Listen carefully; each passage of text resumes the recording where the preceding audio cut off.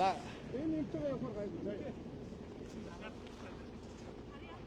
Хэдүүлээ. Энэ уруу биш үү? Сархин гай машин ингээд.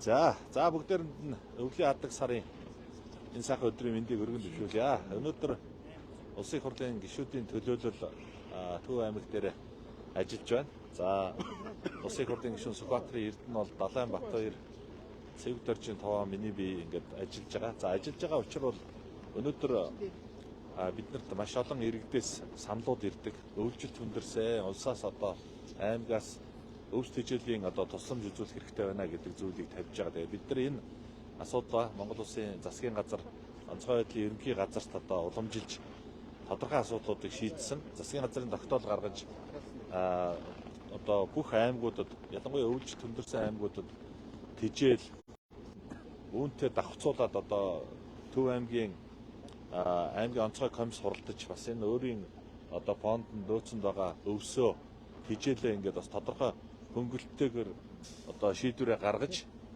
сумдууд руугаа хуваарлаж байгаа энэ одоо үйл явдал өнөөдөр болж байна. Тэгэхээр манай Төв аймгийн хувьд бол энэ өвөл нэлээд одоо хүнд цас их орсон. Дээрэс нь өнгөрсөн зуншлага их муутай гандуу байсан зэрэг шалтгаанаас болж өвлжит хүндэрч цагаан зудтай зудрахуу сумдын тоо бол нэлээд олон байна. Тэгэхээр өнөөдөр бол энэ аймгийн засаг дарга Лавсрангийн төмөрч өдөр ахлуулсан онцгой комиссийн шийдвэрээр энэ одоо өвсөд хуваарлагдаж 50% хөнгөлөлтөөр хуваарлагдаж сумдууд руу гарч байна. За мөн одоо үүнтэй цог улсын онцгой комиссийн шийдвэрийн дагуу тэжээлүүд сумдууд руу ачигтаад явж байгаа. Бид бүхэн бас энэ тэжээлүүдийг газар дээр нь очиж гардуулах, нөхцөл байдлаар танилцах байдлаар Төв аймгийн Ухтаал цайдам, Цээл, Дархуул аймгийн Орхон, Шарын гол сумдуудаар бас ажиллаад ирсэн гэдгийг хэл. Ингээд нөхцөл байдлын талаар бас засаг дарга та нэг.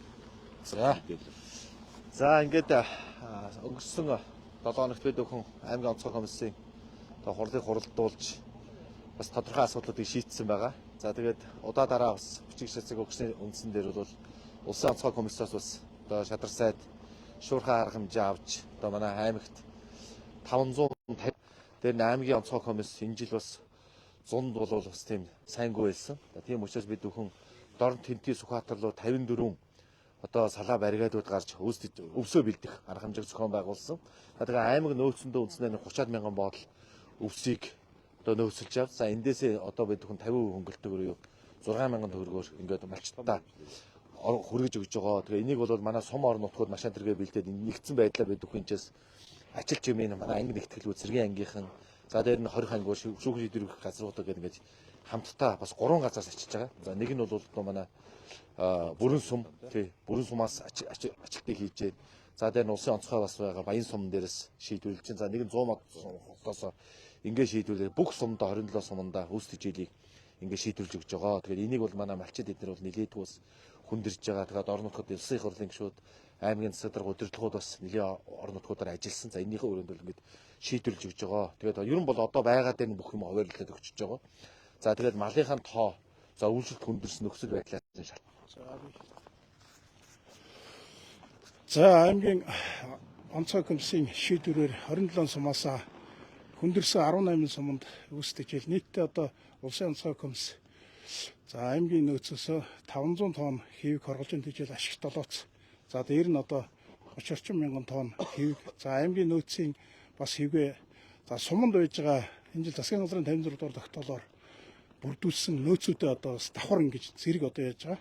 За ингэснээрээ бол одоо үйлчлэлт яг эд зас ихтэй хүнд үед нийт 17 мянган малчийн өрхөд за мөн эрчимсэн мал аж ахуй эрхэлж байгаа аж ахуйн нэгжүүдтэй энэ тэжээл одоо хүргэж байгаа. Тэгээд энэ жил бол аймгийн хэмжээнд 4.1 сая мал өвлж чаварж байна. Тэгээд энэ жил бол бас 1.5 сая төл хүлээж авах ийм одоо урьдчилан төлөвлөгөөтэй ажиллаж байгаа. Тэгээд өвсөө бол одоо яг өгөх нь бол цаг үеэ бас малчтаа дэмжиж байгаа том бодлого гэж үзэж байгаа. Тэгээд энэ ажлыг бас аймаг орон нутгийн удирдлагууд за аймагаас сонгогдсон гишүүд бас итгэх санаачлаг гаргаж 500 тонн хэвийг одоо улсын нөөцөөс авчирч малчтаа гэж байгаа нь бол малчтынхаа нэрийн өмнөөс нийт гишүүдтэй бол талархснаа илэрхийлье.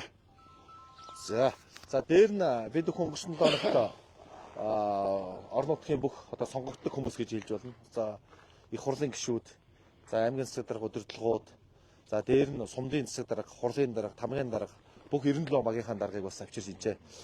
За үйлчлэлийн нөхцөл байдал, за тэгээ мэдээлэл өгсөн нэгдсэн байдлаар анх удаа зохион байгуулсан. Тэгээд гол нь бид бүхэн багийн дарга нартаа бас орон нутгад очиж ажиллаж чадахгүйгаа бензин шатахгүй, төрийн сан зарим газрууд ингээд нээгдэг байраагүй нэлээд нөгөө хүндрэлүүд нэг сард бол бий болсон. Тэрнийх нүрэнд аймагаас бас бүх багийн дарга нартаа нэг сая төгрөгийн одоо бензиний шатхууны толгойныг болсон гэж шийдвэрлэж өгсөн байгаа. Энэ дээр бол манай багийн дарга нар орон нутгийн удирдлагуудаас маш баяртай байгаа. Одоо бол бүх багуудаараа бас хүрээд ингээд тойроод ажиллаж байгаа. За тэгээд бас сумдын одоо төлөөлөлд ирсэн байна. Авхас сумын одоо засаг дарга, инх төмөр дарга, Эрдэнэ сан сумын засаг дарга маш хоёр гээд одоо төлөөллүүд ирсэн байна. Тэгээд бас товчхон сумын орон нутгийнхаа үйлчлэлийн нөхцөл байдлын талаар сумдын дарга нараа төлөөлөл таавсан. За би Авхас сумын засаг дарга инх төмөр. За сумын хувьд Авхас сумын хувьд бол үйлчлэлийн нөхцөл байдал бол нэлээд өндөрсөн. За сүүлийн энэ 4-9 бол үхэлтэй маш одоо зочир хэмжээний хүүтрэл явагдсан. Тэгээд тэрнийхээ завсраар бас нэлээдгүй 2 өдөр одоо бас цас нэмж орсон. За энэ нөхцөл байдал бол одоо үйлчлэлтийн малчтын маань мал одоо бас нэлээд муудах, нэлээд одоо бас голд нь хүүтэ орох ийм нөхцөл байдал маань одоо бас нэлээд хүндэрсэн. Тэгээд одоо яг энэ одоо улсын онцгой комисс, улсын хурлын гишүүд маань за аймгийн онцгой комисс гэдэг ингээд шат шатараатай одоо бас бодлого энэ шийдвэрүүд нь гарч яваад өнөөдөр бид нар бас өвс хэвх тижэл юмнуудаа татан авалтаа хийцгээж байна.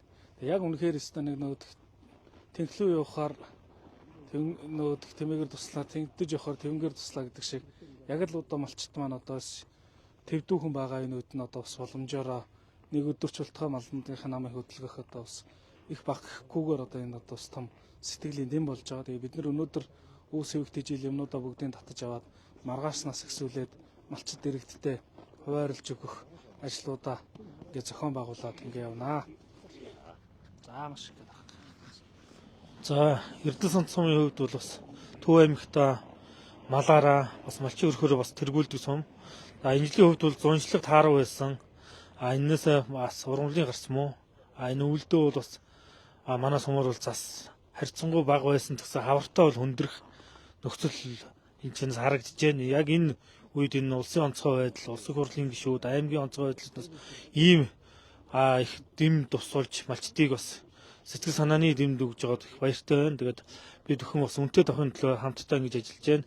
Тэгээд нийт энэ бүх юм шийдвэрлсэн бүх албан тушаалтнуудаа бас нийт ард ирдийнхээ өмнөөс баярлалаа гэж хэлье. Тэгээд цааш бас өнтөд дагуулд сумар нутаг өөрийнхөө болцоо бас бүх хоорондоо хамтарч ажиллаж өрн хавртай сайхан золохын ерөөлийг дэвшүүлье. За ингээд улсын хурлын гишүүн Скотер Эрдэнэ бол Далайнбат хоёр бидэд бас ахаад үргэлжлүүлээ сумдуудаараа явнаа. Тэгээд төрүүлээд энэ өвс тижээлүүд бас очиж байгаа сумдууд хүлээж авч байгаа.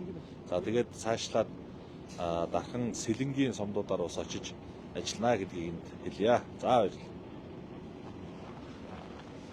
Тэгээд хөдөлж байгаа юм уу?